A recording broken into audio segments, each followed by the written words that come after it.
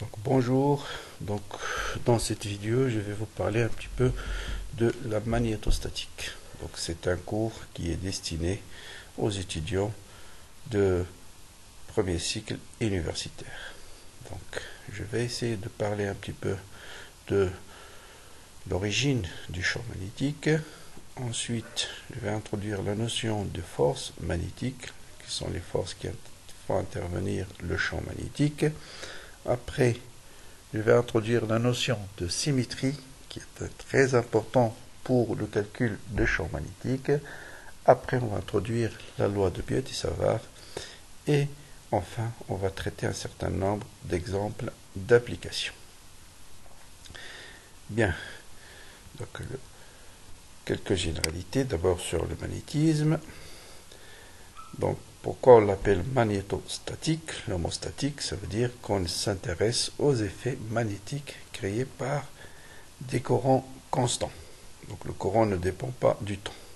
Donc en général, les effets magnétiques, comme les effets de gravitation et tout autre phénomène, se manifestent par leur interaction à distance. Donc vous avez tous fait peut-être l'expérience d'un aimant qui permet d'attirer l'émail de fer, mais aussi on peut mettre un champ magnétique par leur effet à distance sur des particules chargées. On va voir qu'ils vont créer un mouvement de particules chargées lorsqu'elle est placée dans le champ magnétique va être déviée. D'ailleurs, on verra que le champ magnétique permet de dévier les particules, mais il ne permet pas de les accélérer. Quelles sont les sources de champ magnétique? On a la source la plus ancienne, ce sont les aimants. Donc les aimants peuvent être artificiels comme ils peuvent être naturels. Et parmi les matériaux magnétiques les plus connus, il y a le fer, le cobalt, le nickel. C'est ce qu'on appelle des matériaux ferromagnétiques. Mais aussi, on peut avoir d'autres origines du champ magnétique. C'est ce qu'on appelle les électroaimants. Et c'est grâce à l'expérience d'Ørsted en 1820 qu'on a pu mettre pour la première fois qu'un courant électrique peut aussi créer un champ magnétique. Donc, le résultat de l'expérience qu'on va voir après, donc c'est la première relation, ou bien relation issue d'une date très très importante, c'est pratiquement la naissance de magnétisme. Parce qu'avant, on ne connaît pas grand-chose sur les propriétés magnétiques, mais grâce à cette expérience, Ørsted a montré que lorsqu'un courant circule dans un fil, il permet de dévier une boussole qui était à côté de la paillasse, et donc ça permet de créer un champ magnétique.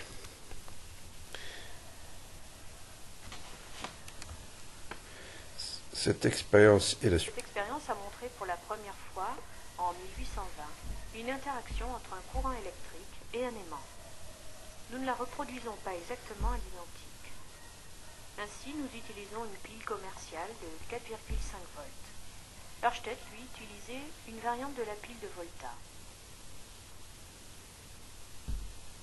Voici en arrière-plan une pile de Volta. Et voici une gravure de la variante dite pile à auge utilisée par Ørsted. Cette pile à auge était beaucoup plus puissante que celle de Volta. Voyons de plus près les autres éléments de cette expérience. Un fil métallique et une boussole qui se trouvent naturellement orientées suivant la direction du nord magnétique terrestre. Nous amenons le fil au-dessus de la boussole, dont la moitié rouge pointe vers le nord. Alors qu'Ørsted reliait à la main le fil métallique à la pile, nous utilisons ici un interrupteur.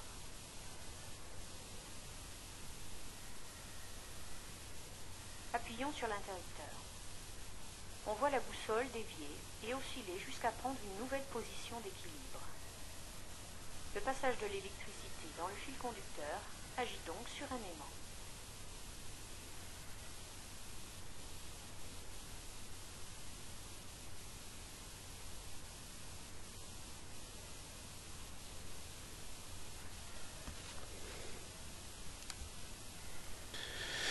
Donc voilà, donc cette expérience nous a montré que lorsqu'un courant circule dans un fil électrique, il agit sur la boussole.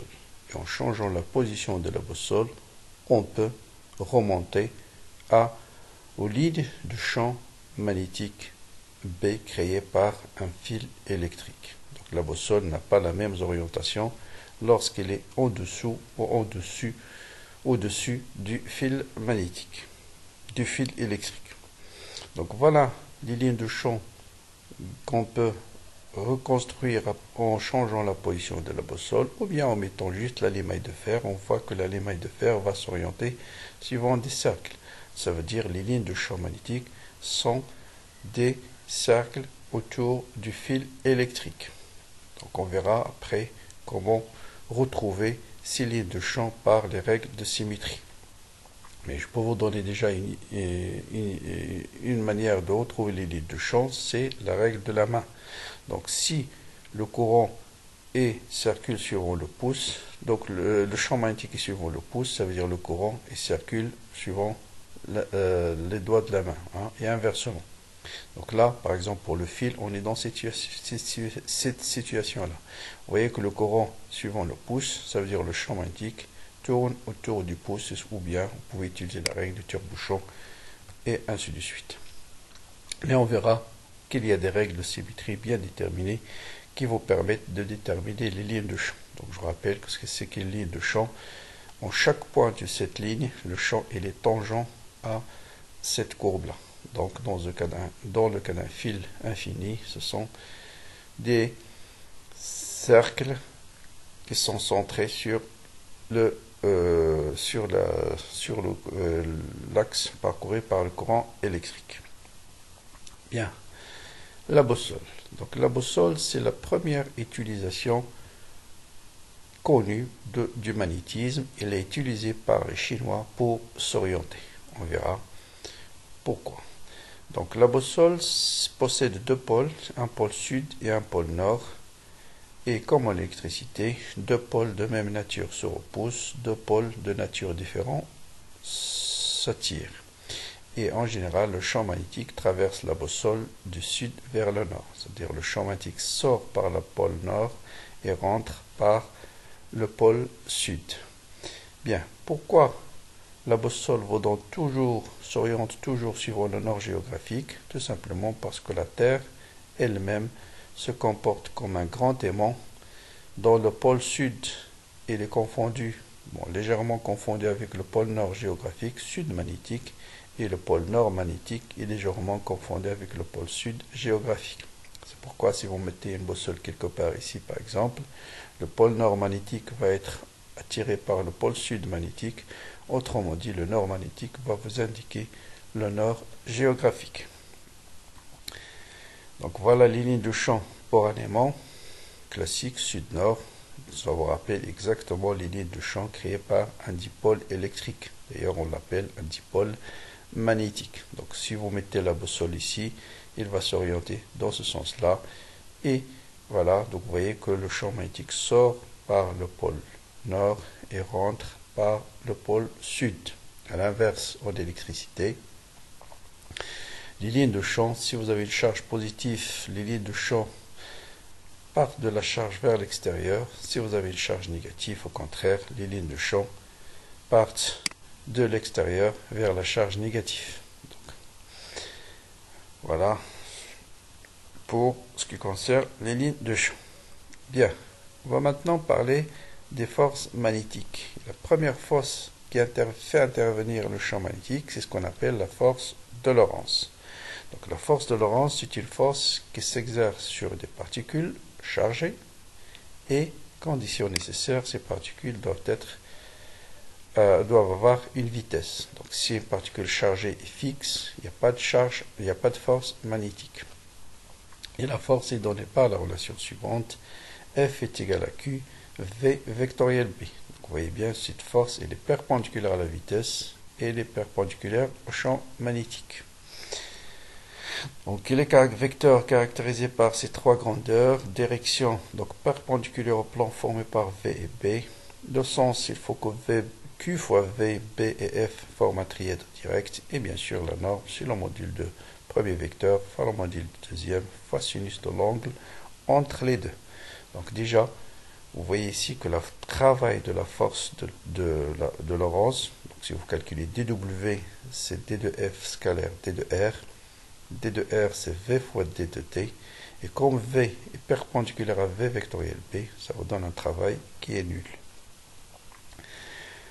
À partir de la force de la place de Lorentz, on peut définir aussi une force de la place. Cette fois-ci, c'est une force qui s'exerce sur un élément du courant.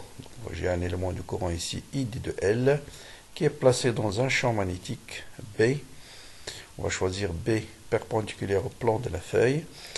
Et à partir de la force de Lorentz, on va déterminer l'expression de la force de la place. Donc je prends un élément de longueur d de L. Cet élément de longueur contient une charge d de Q.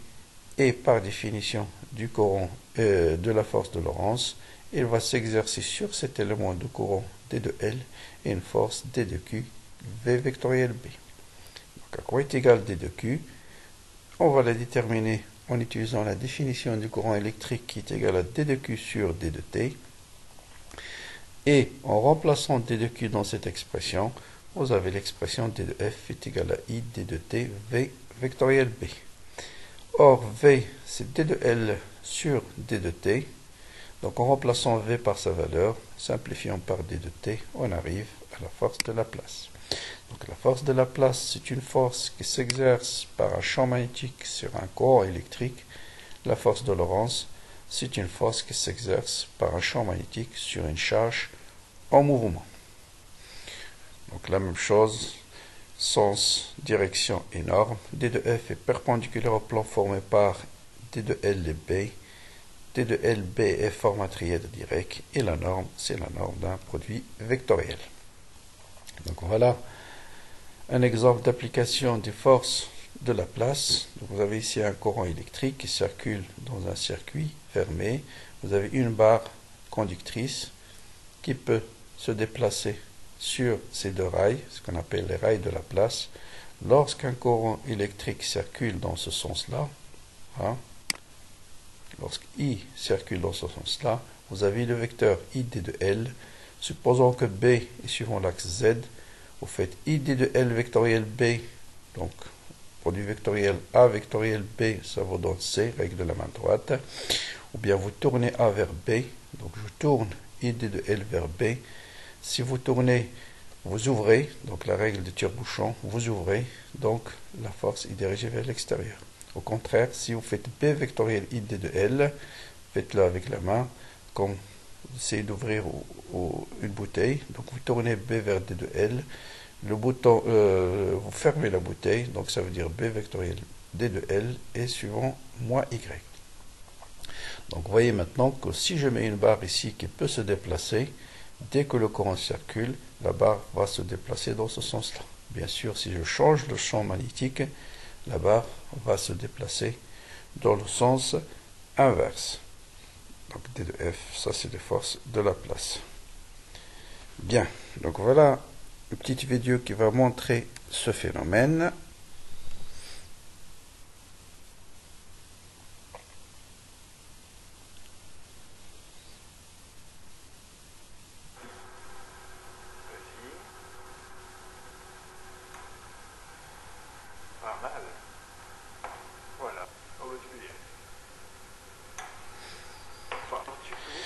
Voilà, si on change la position d'élément, bien sûr la direction du champ magnétique va être inversée et donc vous avez ID de L vectoriel B et la force va être dans le sens inverse. Maintenant, ça c'est la roue de Barlow, c'est le premier moteur à courant continu. Donc vous allez voir ici qu'on peut créer aussi le mouvement grâce au champ magnétique. Donc ici vous avez dans ce milieu-là, c'est un liquide conducteur, c'est le mercure, utilisé dans l'expérience de Barlow. Là, c'est un courant qui circule dans cette roue-là. Et quand cette partie-là va être en face du courant, vous allez avoir un courant électrique, champ magnétique, et donc une force de la place. Donc vous avez ID de L, B est perpendiculaire au plan de la feuille, et vous allez voir une force dans ce sens-là. Bien sûr, si on change le sens du champ magnétique, la force va être dans le sens inverse. Donc voilà deux manifestations des forces de Laplace.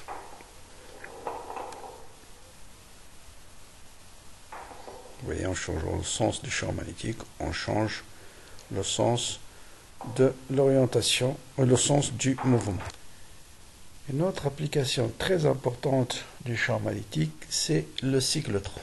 Donc, je vais expliquer un petit peu le principe du cyclotron. Donc, il est formé d'abord de quoi? Il est formé de 2 dés, ce qu'on appelle un D1, c'est la partie grise, c'est dans la partie où règne un champ magnétique qui est perpendiculaire au plan de la feuille, et un D2, une autre région où existe le même champ magnétique qui a la même orientation. Entre les deux, bien sûr, il n'y a pas de champ magnétique, mais vous avez plutôt une tension alternative. Donc ça veut dire que vous avez un champ électrique. On va voir pourquoi cette tension doit être alternative. Donc le principe du cyclotron est le suivant. Donc on dépose ici une particule posant positive à t égale à 0 sans vitesse initiale. Ensuite, on va créer ici une différence de potentiel qui est positive ici et négative ici pour avoir un champ électrique dirigé vers le haut. Donc la particule va être accélérée par le champ électrique. Donc elle va arriver ici avec une vitesse V0. On montrera facilement que dans un champ magnétique, le mouvement d'une particule chargée lorsque la vitesse est perpendiculaire à B est un mouvement circulaire et qu'en plus le champ magnétique ne change pas la vitesse. Donc la vitesse de la particule, donc la particule qui est rentrée ici avec V0, avec une vitesse V1, pardon, donc va arriver ici avec la même vitesse V1. Mais si le champ électrique gardait toujours la même direction, donc la particule va être freinée. Donc qu'est-ce qui se passe? Une fois que la particule arrive dans cette position-là, d'accord, je vais essayer d'utiliser le stylet. Voilà, il démarre ici avec une vitesse V1, V0, et il va arriver ici avec V1 ou V0, il va arriver ici avec la même vitesse. Mais, au départ, le champ électrique était dans ce sens-là. Une fois qu'il arrive, la particule arrive à cette position-là, le champ électrique va changer de sens. Il va à nouveau accélérer la particule. Donc il va arriver ici avec une vitesse V2. Mouvement circulaire uniforme, il arrive là avec la même vitesse V2. Et exactement à cette position, le champ électrique va de nouveau changer de sens afin d'accélérer la particule. Il va arriver avec une vitesse V3. La même vitesse V3, de nouveau le champ électrique va changer de sens, va accélérer la particule, vitesse V4, la même vitesse V4 jusque là, de nouveau le champ électrique change de sens et ainsi de suite, jusqu'à ce que la particule acquiert une vitesse énorme et elle va être éjectée vers l'extérieur et va être utilisé essentiellement pour créer des chocs entre les particules. Et c'est grâce au cyclotron qu'on a pu déterminer les secrets de la matière.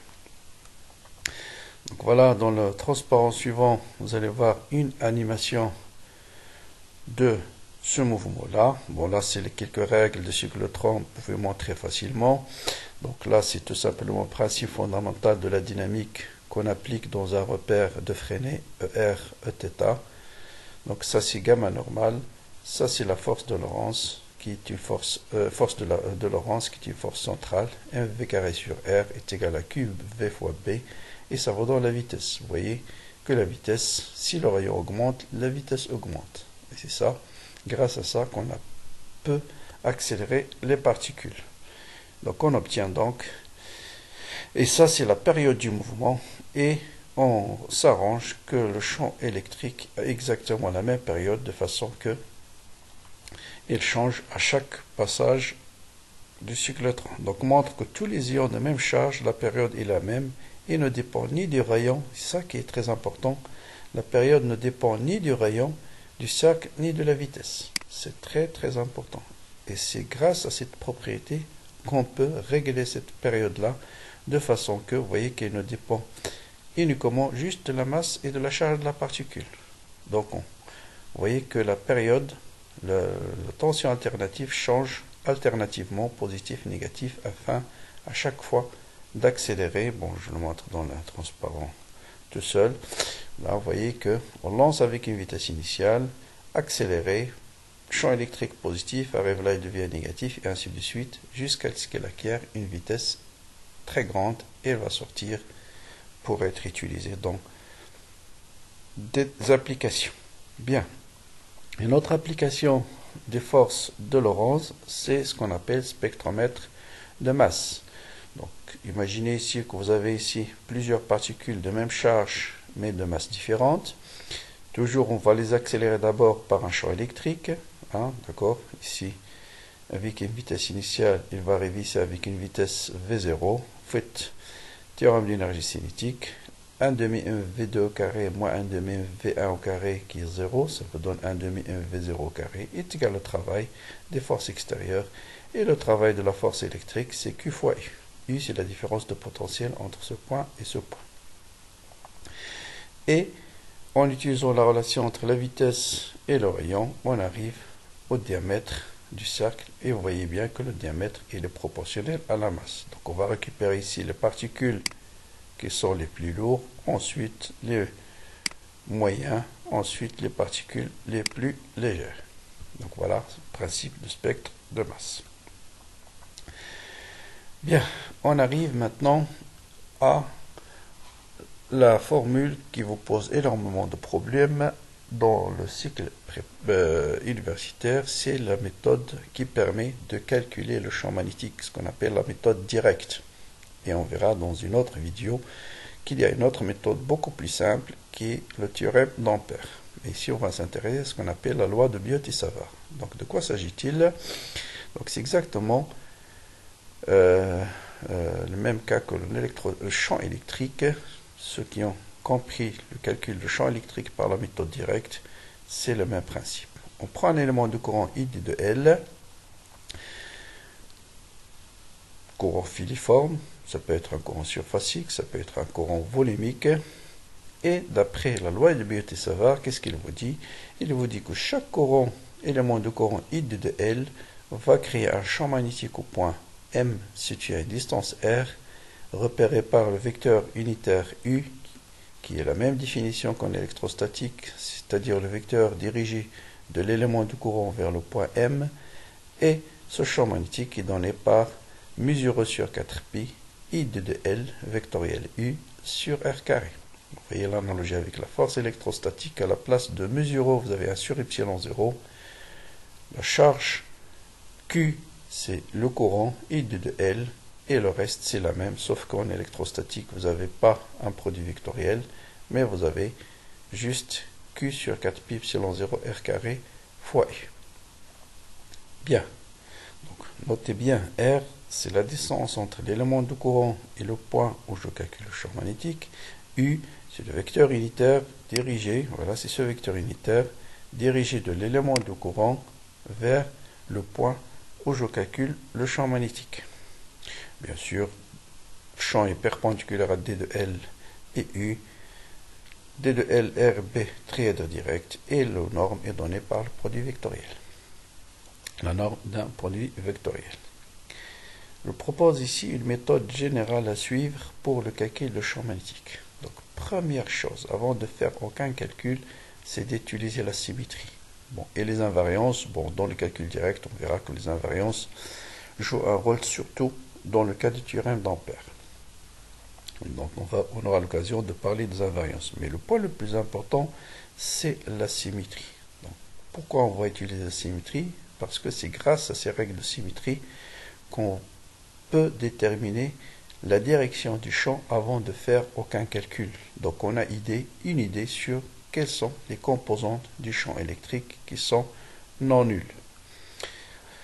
Ensuite, juste énoncer la loi de Biot-Savart, c'est-à-dire déterminer le champ créé par l'élément de courant I de L, et utiliser la symétrie, c'est-à-dire ne calculer que les composantes utiles, ça veut dire les composantes non nulles. Et enfin, on va voir que lors du calcul, vous aurez souvent des coordonnées qui sont dépendantes. Il faut toujours s'arranger d'écrire les composantes non nulles en fonction d'une seule variable On verra les exemples. Maintenant, je vais parler du premier point qui est la symétrie. Les propriétés de symétrie, on va utiliser deux règles de symétrie importantes, ce qu'on appelle le plan de symétrie et un plan d'antisymétrie. Qu'est-ce que c'est qu'un plan de symétrie pour le courant? Ce plan-là, il dit un plan de symétrie si et seulement si, quels que soient les deux points, je prends un couple de points symétriques M et M', ou bien P et P', vous voyez bien que le point P, c'est le symétrique du point P'. Si le courant au point P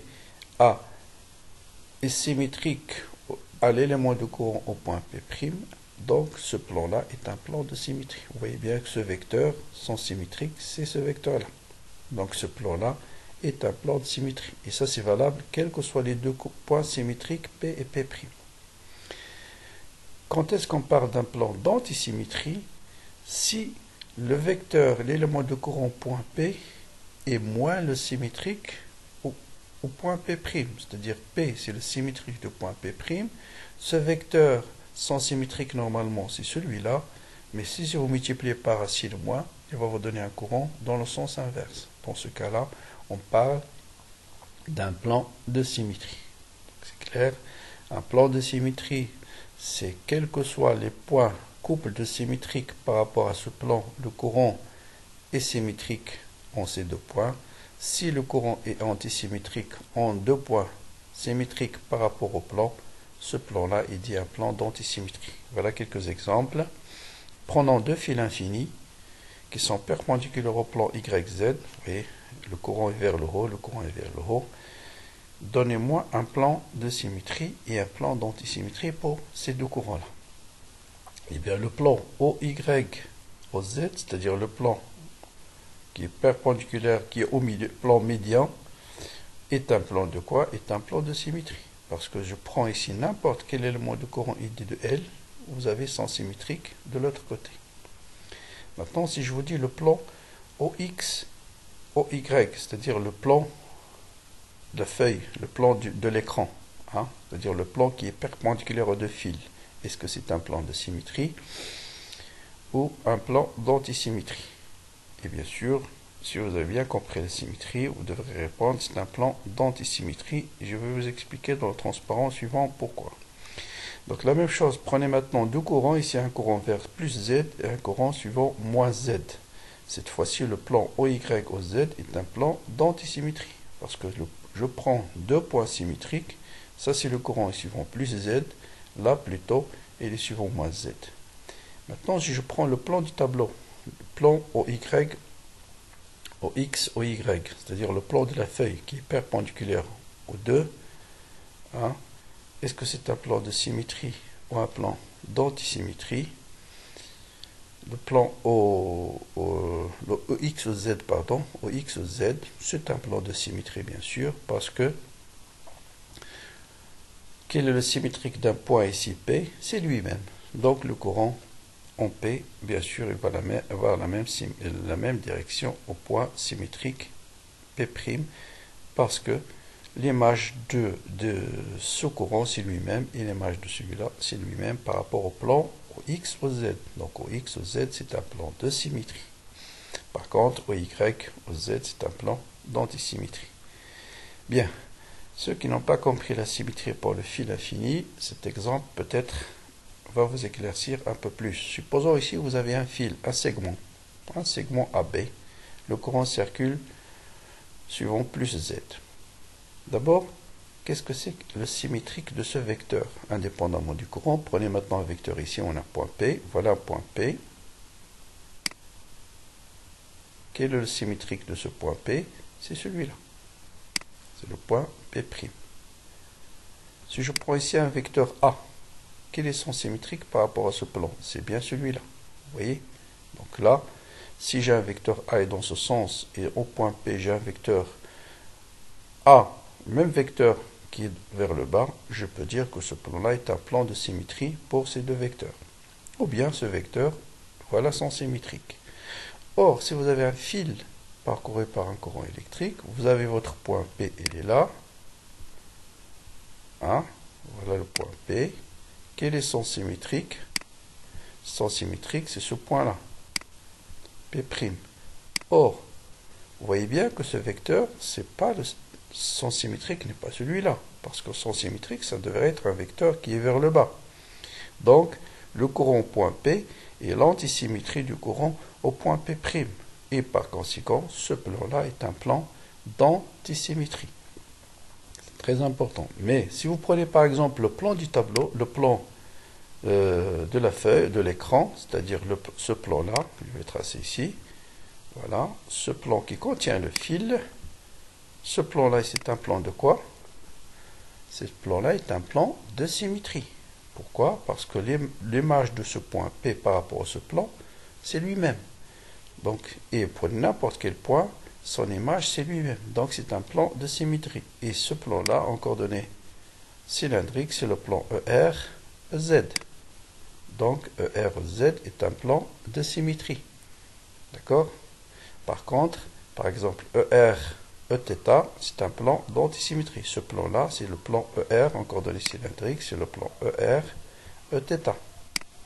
Hein? Plan ER, les coordonnées cylindriques, pardon, ER, Eθ, EZ. Donc ER, Eθ, à condition bien sûr que ce plan soit sur la médiane. Si vous prenez un plan quelque part ici, ER, Eθ ici, ça ne sera plus un plan d'antisymétrie. Parce que l'image de ce point, ça va être un autre point ici, où il n'y a aucun courant. Donc, condition, pour que ce plan soit un plan d'antisymétrie, il faut qu'il soit symétrique, c'est-à-dire soit un plan médian. D'accord? Par contre, ici, le plan ER-Eθ, vous voyez, vous avez une infinité de plans de symétrie. Celui-là aussi est un plan de symétrie, et ainsi de suite. Essentiel, tout plan contenant le fil est un plan de symétrie, et bien sûr, ces plans-là, ce sont les plans EZ. Pardon. Donc, voilà ce qu'on appelle un plan de symétrie et un plan d'antisymétrie. Donc, vous voyez, donc ce plan-là est un plan d'antisymétrie. Ce plan-là est un plan de symétrie pour le fil. Je répète, pourquoi? Donc, vous avez un fil. Bon, imaginons que le fil infini, ça sera plus simple. Donc, ce plan-là, ça sera toujours un plan d'antisymétrie. Le plan perpendiculaire au fil est un plan d'antisymétrie, quelle que soit sa position. Parce que si le fil est infini, à chaque point P, vous avez un point P' symétrique et le courant au point P, vous voyez bien qu'ils changent de sens en ce sens l'antisymétrie au point P'. Je répète, voilà un vecteur V, A, voilà son symétrique par rapport à ce plan-là. D'accord, vous voyez bien que le courant a changé de sens. Hein, parce que normalement son symétrique devrait être vers le bas. Si ce plan est un plan de symétrie, le courant au point P, s'il est suivant plus Z, et devrait être suivant moins Z au point P'. Comme il est suivant plus Z, celui-là est un plan d'antisymétrie. Par contre, tout plan contenant le fil est un plan de symétrie. Parce que le symétrique de ce point par rapport à ce plan, c'est lui-même. Bien. Voilà une conséquence de ce plan de symétrie. Imaginez, vous avez ici un fil fini, cette fois-ci, et vous avez ce plan-là, ER, EZ, c'est un plan de symétrie. N'importe quel plan qui contient le segment, ce ER, EZ est un plan de symétrie, celui-là est un plan de symétrie. Vous avez plusieurs plans de symétrie.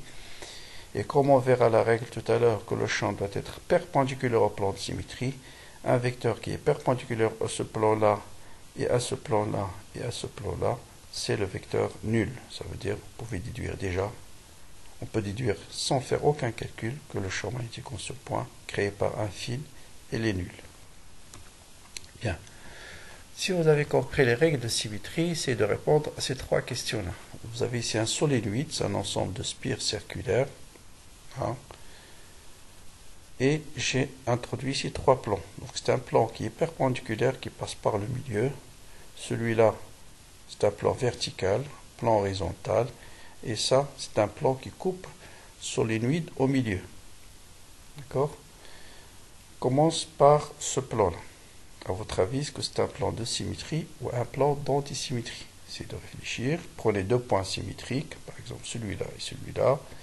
Regardez comment il est le courant en ces deux points symétriques, toujours par rapport à ce plan.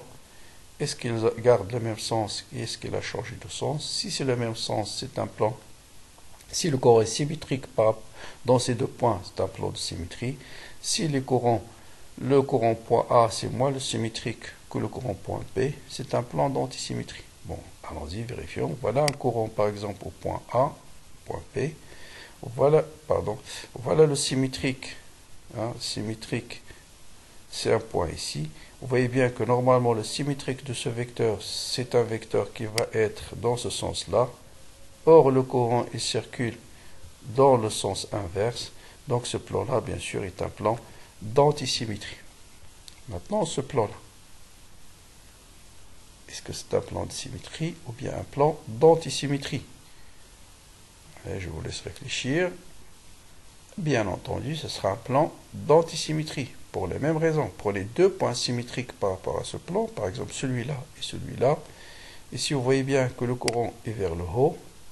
Sans symétrique, normalement, ça devrait être un courant vers le haut, mais comme le courant ici, il circule plutôt vers le bas, vous voyez bien, vers le bas, voilà. Donc, ce plan-là est aussi un plan d'antisymétrie. Dans ce vecteur-là, qui coupe solénoïde en deux parties symétriques. Comment elle est? C'est un plan de symétrie. Pourquoi? Parce que vous prenez deux points symétriques, par exemple celui-là et son symétrique, c'est là. Vous voyez bien que le courant, il circule dans le même sens, ce grand sens symétrique. Donc c'est un plan de symétrie. Voilà un peu quelques règles de symétrie à bien connaître. Maintenant, pour trouver la direction du champ magnétique au point M, soit vous trouvez si le système admet un seul plan de symétrie, ça suffit, parce que le champ magnétique est perpendiculaire à ce plan. Donc toujours, commencez par chercher s'il y a un plan de symétrie. S'il n'y a pas de plan de symétrie, donc la règle c'est que le plan de symétrie et le champ magnétique est perpendiculaire au plan de symétrie. S'il n'y a pas de plan de symétrie, il faut chercher deux plans d'antisymétrie. Et par conséquent, le champ appartient à l'intersection de ces deux plans. Donc l'intersection de deux plans de symétrie. Bon, la symétrie, je répète, vous permet de déterminer la direction et uniquement la direction du champ magnétique. Il ne vous donne aucune information sur le sens de B, ni sur les variables dont dépend le champ. Donc les variables, il faut utiliser les invariances. Pour savoir, par exemple, est-ce que le champ dépend de R, de θ ou de Z, il faut utiliser ce qu'on appelle les invariances. On va y revenir sur le problème des invariances. Voilà un premier exemple d'application de la loi de Biot-Savart. Supposons que vous avez ici un arc de cercle parcouru par un courant I de L et on vous demande de calculer le champ magnétique au centre du cercle. Comme je disais tout à l'heure, toujours être méthodique. Première chose, c'est la symétrie. Ensuite, vous écrivez la loi de Biot-Savart, c'est juste l'expression du champ créé par un élément du courant I de L. Quelles sont les composantes utiles, c'est-à-dire composantes non nulles, d'après la règle de symétrie, et ne calculez que ces composantes non nulles. Donc, quelle règle de symétrie maintenant on va utiliser pour déterminer la direction du champ magnétique au point P? Je vous laisse le choix de réfléchir. Donc, il faut trouver un plan de symétrie. D'abord, est-ce que c'est possible? S'il y a un plan de symétrie qui passe par le centre O, c'est très facile dans ce cas-là. Si vous trouvez un plan de symétrie qui passe par O, vous l'énoncez et vous êtes sûr que le champ est perpendiculaire à ce plan. Toujours les plans de symétrie, commencez par le point où vous calculez le champ, plus de vecteurs. Ici, par exemple, on peut dire que B est suivant K. Pourquoi? Parce que le plan, on peut dire OX, OY, on peut travailler en coordonnées cartésiennes, le plan de l'arc qui est OX, OY est un plan de symétrie, parce que l'image de chaque point par rapport à ce plan, c'est lui-même. Donc le courant, bien sûr, va avoir la même direction, même sens, même direction. Il est symétrique. Ou bien on peut travailler en coordonnées polaires. ER, Eθ est un plan de symétrie. Donc le champ est perpendiculaire à ce plan-là. Donc on va dire O, ER, Eθ ou bien O, XY. Ensuite, deuxième étape, donner l'expression du champ créé par l'élément du courant I d de L, d'après la loi Biot-Savart, mesure sur 4pi vectoriel U sur R carré. Toujours noter ce qui est constant, parce qu'ici un arc de cercle, donc tous les points de l'arc sont à la même distance R du centre, donc je vais remplacer petit r par R carré. Et en plus, vous voyez que I d de L est perpendiculaire à U, donc I d de L vectoriel U, ça vous donne un vecteur qui est suivant K. Or, d'après la symétrie, le champ total va être suivant K. Donc la composante utile, c'est d de b de z, qui est d de b scalaire k.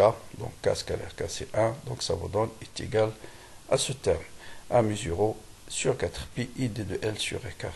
Après, on intègre sur l'ensemble du courant, c'est-à-dire entre ce point et ce point.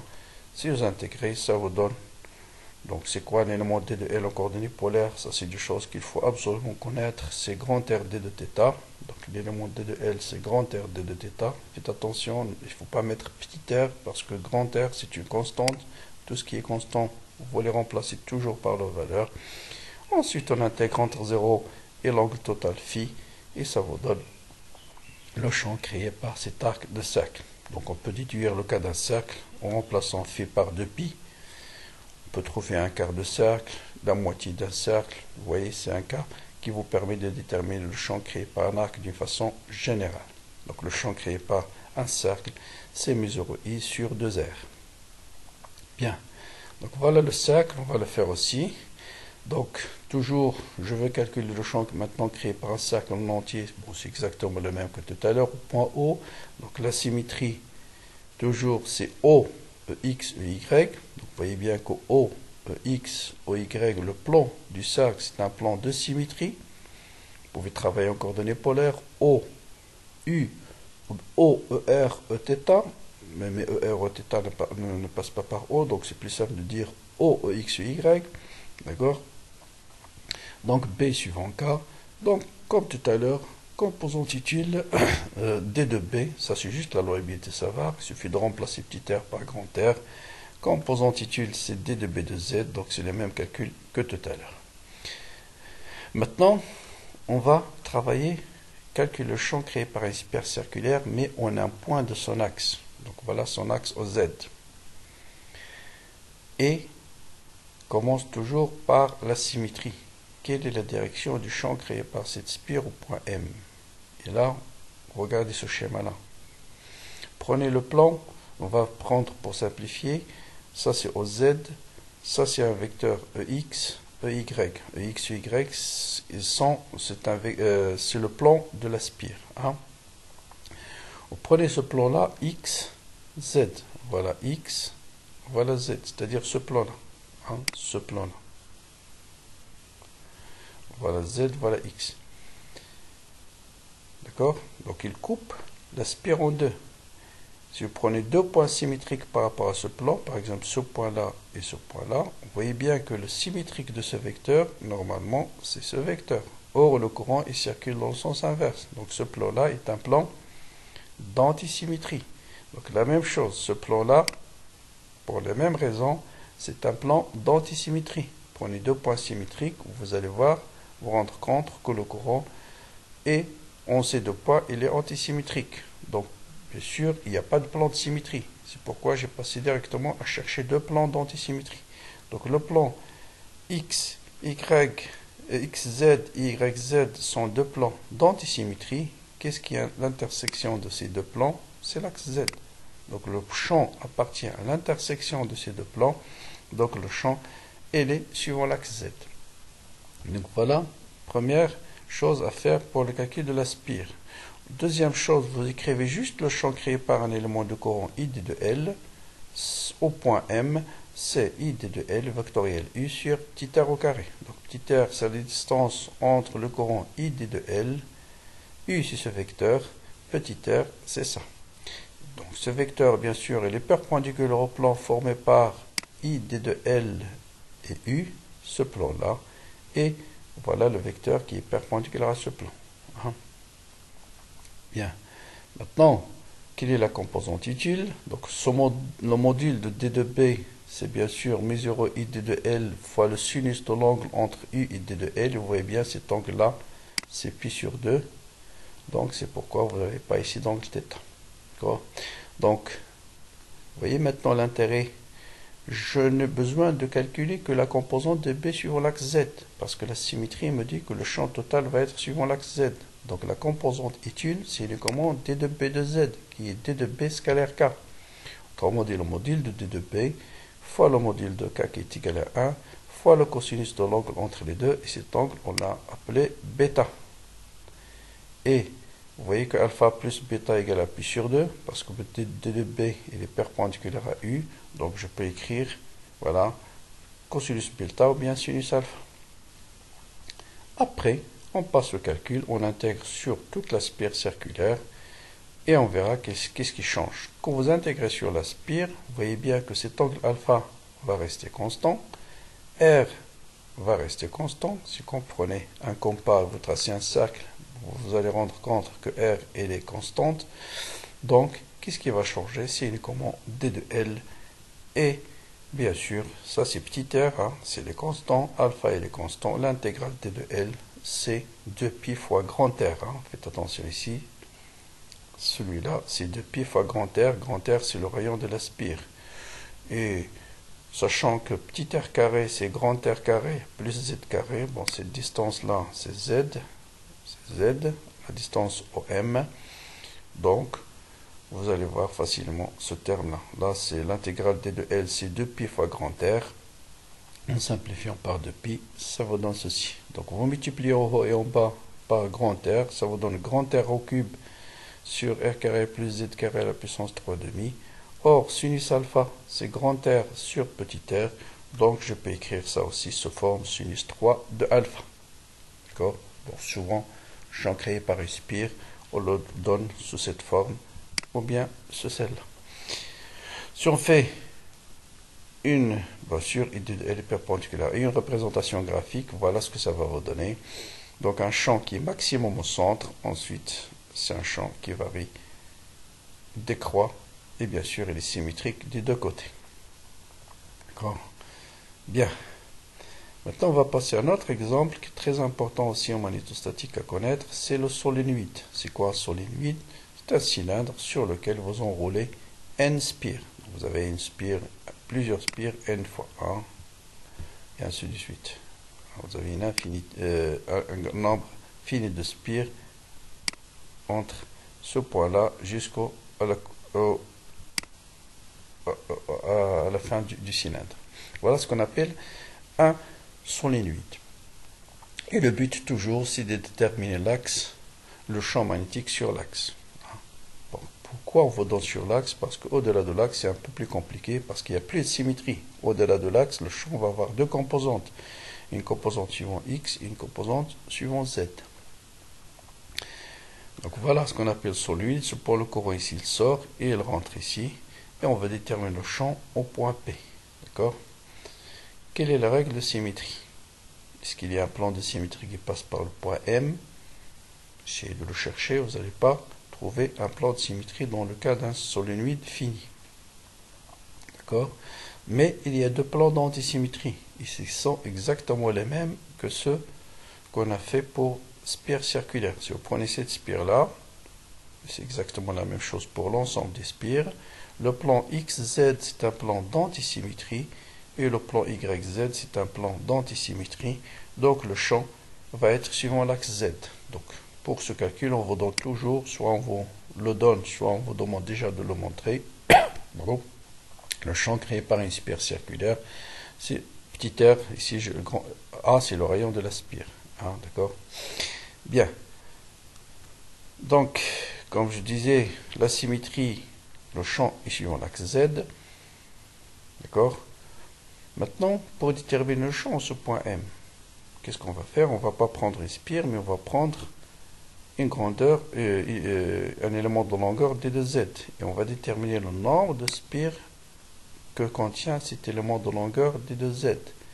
Or, on sait le champ créé par une spire circulaire, donc je peux déterminer le champ créé par le nombre de spires contenues dans cet élément de longueur. Après, il suffit d'intégrer. Donc là, on va se baser sur le calcul qui est déjà fait pour une spire circulaire. Donc on va introduire deux grandeurs. Petit n, c'est ce qu'on appelle le nombre de spires par unité de longueur, qui est égal au nombre de spires total divisé par la longueur totale du solénoïde. Ceci va nous permettre de déterminer, vous faites simple règle de 3, le nombre de spires dans cet élément de longueur d de z. Donc la longueur totale, vous avez n spires, grand N spires, sur une longueur d de z,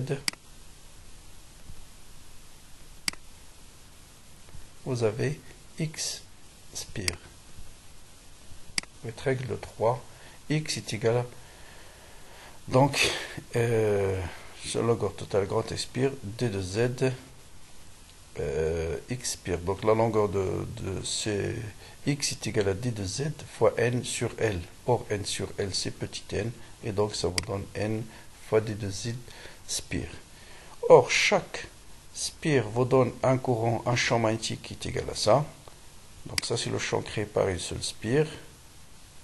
Vous multipliez par le nombre total de spires et ça vous donne le champ total qui est déjà suivant K, qui est l'axe direction de symétrie, donc il n'y a pas de projection à faire. Donc là, il reste à intégrer ce champ-là, d de b scalaire K, qui est ce terme-là. Vous voyez maintenant que, toujours un problème qui intervient soit en électrostatique ou en magnétostatique, vous avez souvent intégré une relation où vous avez plusieurs variables dépendantes. Vous voyez, quand je change alpha, bien sûr, quand je change z, je me suis là, alpha va changer. Donc z et alpha sont des variables dépendantes, donc je dois exprimer tout en fonction de z ou bien tout en fonction de alpha. Et souvent, il faut passer par des tangentes ou bien des cotangentes, ça dépend des cas. Ici, on va calculer cotangente alpha. Cotangente alpha est égal à z sur r. Donc je peux déterminer d de z en fonction de d de alpha. Et il suffit et donc j'ai tout en fonction de alpha. Donc vous remplacez d de z par sa valeur et vous allez voir ce terme-là. D'accord? Ensuite, on intègre entre l'angle minimum qui est alpha 1, c'est ce terme-là, cet angle-là, et l'angle maximum qui est alpha 2, qui est celui-là. Et il va vous rester l'intégrale de moins sinus alpha, c'est cosinus alpha, donc cosinus alpha 2 moins cosinus alpha. Vous voyez, pour le calcul solide-vide, et ce fut le point le plus important, c'est de prendre un élément de longueur d de z, de chercher combien de spires. Or, on connaît le champ créé par une spire, après vous intégrez. Bien, on peut déterminer des conséquences qu'à d'un solénoïde très lent. Donc si vous avez un solénoïde qui est très lent, bien sûr, supposons qu'un solénoïde est infini, vous voyez bien que alpha 1 va tendre vers pi et alpha 2 va tendre vers 0. Alpha 2, si le solide est infini, il va tendre vers 0. Donc ça vous donne mu 0 ni. Un B est égal à mu 0 ni. D'accord? Voilà, B égale à mu 0 ni pour un solide infini. Bien. Donc voilà pour tout ce qui est spire solénoïde. Bien sûr, pour la spire, on peut passer à ce qu'on appelle bobine de Helmholtz, mais c'est le principe. Et toujours la base, c'est le champ créé par une spire circulaire. Et une autre application très importante, c'est le champ créé par un segment AB. Supposons pour le moment que le segment est fini, A et B. Et on veut déterminer le champ en un point M quelconque. Là, on n'est pas obligé d'être sur la médiane, mais ça peut être un point quelconque. Donc, toujours la symétrie. Si vous prenez un segment, je veux calculer le champ au point M. Est-ce qu'il y a un plan de symétrie qui passe par le point M?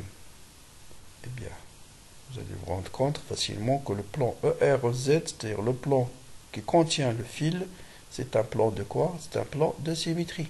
Parce que le symétrique de ce point P, c'est lui-même. Donc, les vecteurs du courant au point M, P, point P', ils ont le même sens. Donc, ils sont symétriques. Donc, tout de suite, puisque MERZ est un plan symétrique, quel est le vecteur qui est perpendiculaire à ERZ? C'est le plan vecteur Eθ. Donc, le champ est suivant Eθ. Vous voyez déjà, sans faire aucun calcul, vous êtes sûr que B de R égale à B de Z égale à 0.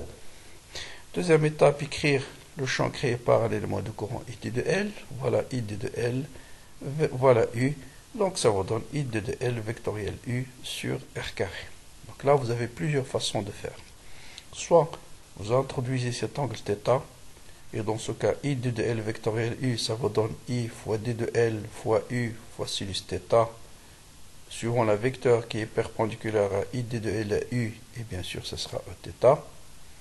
Ou bien, on va faire un calcul purement mathématique. Je vais, D de L, bien sûr, c'est D de Z suivant EZ, parce que si j'appelle cet axe Z, là, mon vecteur unitaire U, c'est le vecteur dirigé de l'élément de courant vers le point où je calcule le champ. Il suffit, donc c'est ce vecteur-là, de projeter ce vecteur dans la base ER-EZ. Et vous voyez très bien que la projection de ce vecteur U, ce sera cet angle-là, c'est alpha, cet angle-là, c'est alpha. Donc ça vous donne U, c'est cosinus alpha suivant ER, et moins sinus alpha suivant EZ. Après, D de L, c'est D de Z suivant EZ. Et vous voyez maintenant que EZ scalaire U, ce sera très facile. Ce sera cosinus alpha suivant Eθ, parce que EZ vectoriel EZ égale à 0. Composante utile, c'est D de B de θ, qui est D de B. Vous voyez maintenant, vous remplacez, où on trouve directement qu'il y a un champ suivant Eθ par calcul. Hein. Toujours, dernière étape, c'est la plus difficile à mon avis, qui vous pose un peu de problème. Vous voyez maintenant trois variables. Vous avez alpha, R et Z. Et vous voyez bien que si je change Z, alpha change et R change. Donc c'est ce qu'on appelle des variables dépendantes. Donc il faut s'arranger à exprimer tout en fonction d'une seule variable. Et souvent le plus simple d'exprimer tout en fonction de alpha. Donc je dois exprimer 2 de Z en fonction de alpha et 1 sur R carré en fonction de alpha. Donc toujours pour exprimer D de Z en fonction de alpha, il faut penser à tangente ou cotangente, celle qui vous donne le moins de variables. Ici, c'est tangente alpha, c'est Z sur A. Bien sûr, je ne peux pas utiliser cotangente parce que ça va donner A sur Z et la dérivée de 1 sur Z, c'est Z carré, ça se complique. Là, j'ai tout de suite D de Z est égal à la dérivée de tangente, c'est 1 sur cos carré alpha, D de alpha. Donc voilà, j'ai exprimé D de Z en fonction de D de alpha. Pour exprimer R en fonction de alpha, donc vous avez soit le sinus, soit le cosinus. Cherchez celui qui va donner le plus simple. Ici, c'est le cosinus qui va vous donner A sur R. Cosinus A sur R, donc 1 sur R carré, c'est cos carré alpha sur A carré. Bon, il suffit de remplacer maintenant D de Z par sa valeur, D de alpha, A sur R carré par sa valeur, et vous allez trouver quelque chose qui est très simple. Il va vous rester uniquement cosinus alpha, D de alpha, qu'on intègre entre l'angle minimum qui est alpha 1 et l'angle maximum qui est alpha 2. C'est celui-là.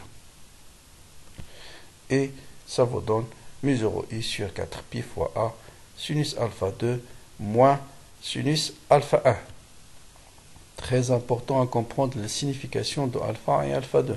C'est quoi alpha 1? Je veux calculer le champ sous point, je fais la perpendiculaire par rapport au segment, et c'est l'angle entre là où rentre le courant et la perpendiculaire, c'est alpha 1, et l'angle entre la perpendiculaire et là où se termine le courant, c'est l'angle alpha 2. Et pour un fil infini, cette fois-ci, vous voyez bien que alpha 1 va tendre, si le fil est infini, alpha 1 va être moins pi sur 2, et alpha 2 va être plus pi sur 2. Et donc, vous voyez que le champ pour un fil infini, c'est mu 0i sur 2pi fois A. Voilà un petit exercice d'application. Je vous donne deux demi-droites infinies. On calcule le champ, déterminer le champ en ce point. Et là, deux demi-droites infinies, mais sont reliées par un arc de cercle qui est un quart d'un cercle. Quel est le champ magnétique au point A? Je vous laisse le choix de réfléchir. Donc là, il faut utiliser le théorème de superposition. Le champ point A, c'est le champ créé par les deux demi-droites infinies. Maintenant, est-ce que le même sens? Vous utilisez la règle de la main droite. Vous mettez le pouce suivant cette droite.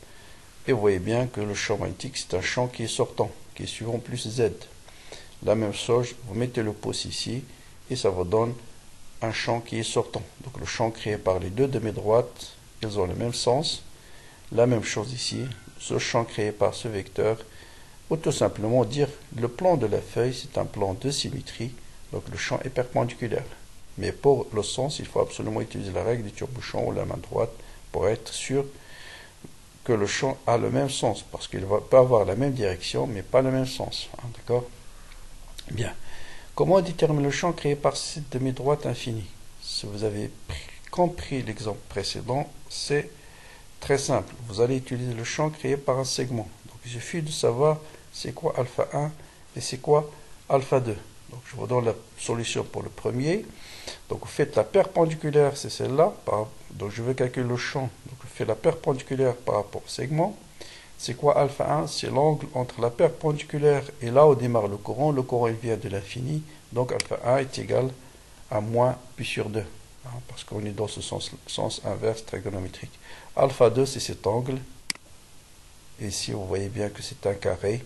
Donc, cet angle, c'est pi sur 4. Si je veux travailler maintenant pour l'autre demi-droite, alpha 1, c'est l'angle entre la perpendiculaire et là où démarre le courant. Vous voyez bien que alpha 1, cette fois-ci, c'est moins pi sur 4.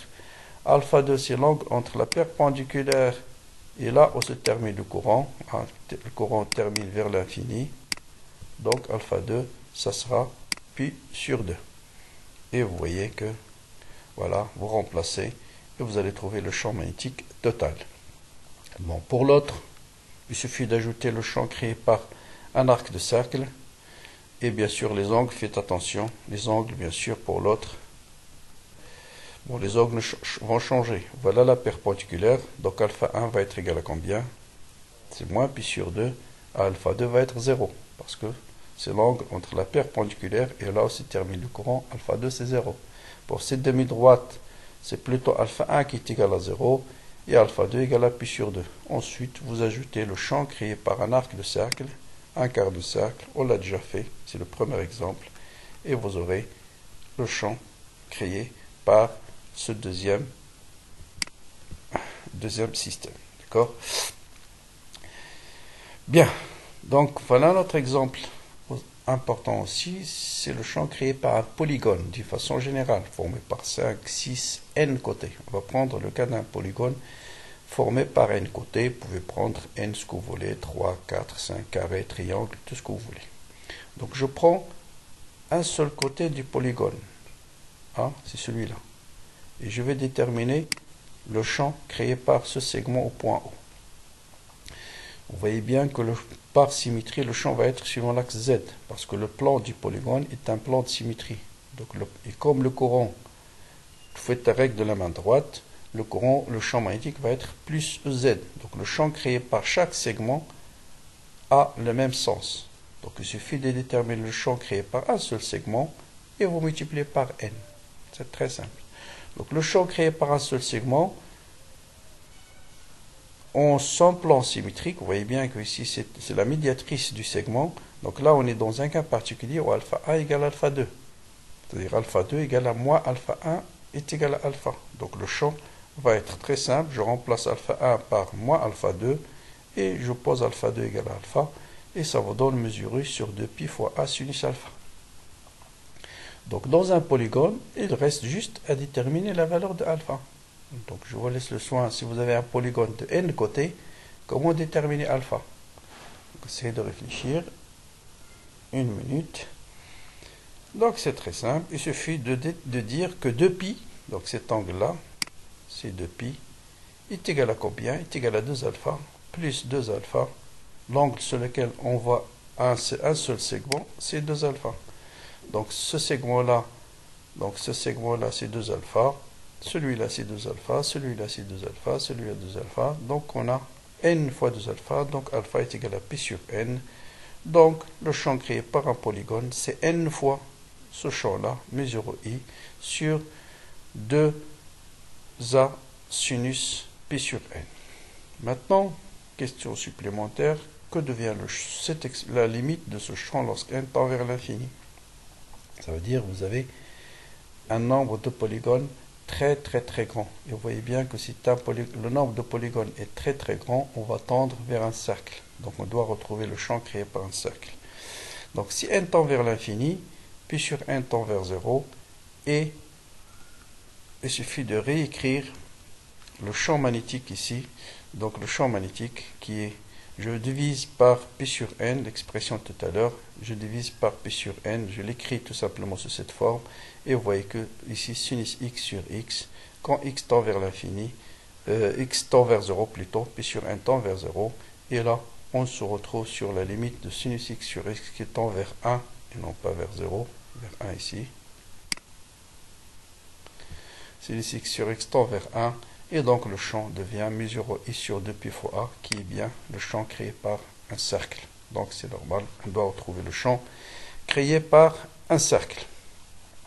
Dernier exemple, deux demi-droites. Bon, il y en a d'autres, mais le dernier que je vais traiter, le deux demi-droites infinies qui sont reliées par un demi-cercle. Quel est le champ au point O? Je vous laisse soin de réfléchir. Bon, le champ créé par un demi-cercle, on l'a déjà fait, il suffit de remplacer phi par pi sur 2. Maintenant, quel est le champ créé par cette demi-droite en ce point? J'ai déjà parlé de ce problème-là, de la symétrie. Hein?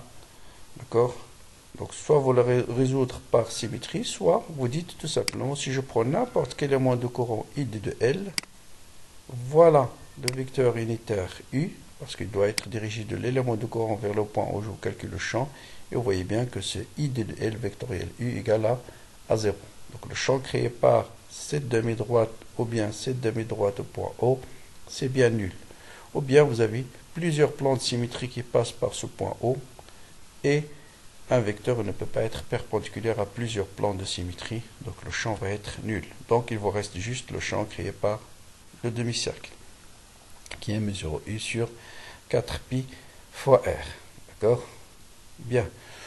Bon, voilà d'autres exemples, imaginez tout ce que vous voulez. Donc là, je vous laisse le soin de réfléchir 2 minutes. Quel sera le champ créé par ce point O par cette géométrie-là? Un courant qui arrive, un arc de cercle, et il repart. Pour les mêmes raisons que tout à l'heure, le champ créé par AA' au point O, c'est 0. Par CC', c'est 0. Il va vous rester juste le champ créé par cet arc. Là, ce qu'il faut faire attention, c'est le champ créé par ce courant-là. Il va être avec des tire-bouchons. Vous tournez le courant, vous fermez la bouteille. Donc le champ créé par ce courant-là, ça va être vers l'intérieur. Alors que le champ créé par celui-là, ça va être vers l'extérieur. Donc c'est le champ créé par deux demi-cercles de rayons différents. Et pour la même raison, le champ créé par cette partie-là, ou bien cette partie-là, au point C, c'est 0 parce qu'il se trouve sur la continuité du segment. Bien, donc là, un signe moins parce que bien sûr le courant a changé de sens et bien sûr ce n'est pas les mêmes rayons, faites attention. Enfin, on va parler un petit peu de quelques règles, lois fondamentales de la magnétisme. Si vous prenez par exemple le fil infini, vous voyez bien que vous prenez n'importe quelle surface fermée, chaque ligne de champ qui rentre, elle va sortir. Et ça, c'est une propriété très générale du champ magnétique. Le champ magnétique est un champ à flux conservatif. Ça veut dire le flux d'un champ magnétique à travers n'importe quelle surface fermée, c'est toujours égal à 0. C'est une propriété fondamentale du champ magnétique. Bon, voilà, le flux d'un champ magnétique à travers n'importe quelle surface fermée, c'est toujours égal à 0. Hein? C'est la forme intégrale. Si on veut déterminer la forme locale, le flux d'un vecteur est égal à la divergence sur une surface fermée S est égal au flux de cette divergence de B sur n'importe quel volume qui entoure cette surface S. Il faut bien comprendre la signification. Ça, c'est égal à 0. Quel que soit D de V, ça veut dire divergence de B égale à 0. C'est l'une des 4 équations de Maxwell qu'on aura l'occasion de voir dans le chapitre des équations de Maxwell. Donc sa signification physique, tout simplement, c'est qu'il n'y a pas de charge magnétique. Parce que la divergence d'un B, c'est toujours la divergence d'un vecteur est liée aux sources de ce vecteur. Rappelez-vous, divergence de E, c'est ρ sur epsilon 0.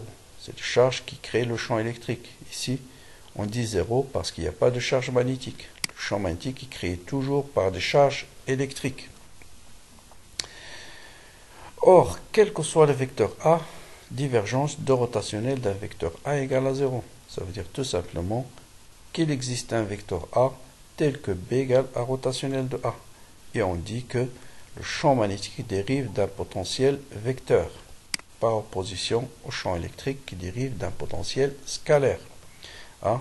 Vous voyez, vous comparez ces deux expressions. Divergence de B égale à 0. Or, divergence de rotationnel de n'importe quel vecteur égale à 0, ça veut dire qu'il existe toujours un vecteur A tel que B égale rotationnel de A. On dit que le champ magnétique dérive d'un potentiel vecteur. Comme en électricité, le potentiel électrique est défini à une constante près, ça veut dire pour un champ électrique, vous avez une infinité de potentiels électriques, vous pouvez changer la constante et trouver un autre potentiel. Et ce qui a une signification physique, c'est la différence de potentiel. Ici, la même chose. Le potentiel vecteur est défini à un gradient près. Pourquoi? Parce que si A est un potentiel vecteur du champ magnétique B, je prends n'importe quelle fonction scalaire, je calcule le gradient de cette fonction, je l'ajoute à ce potentiel vecteur, je vais trouver un autre vecteur.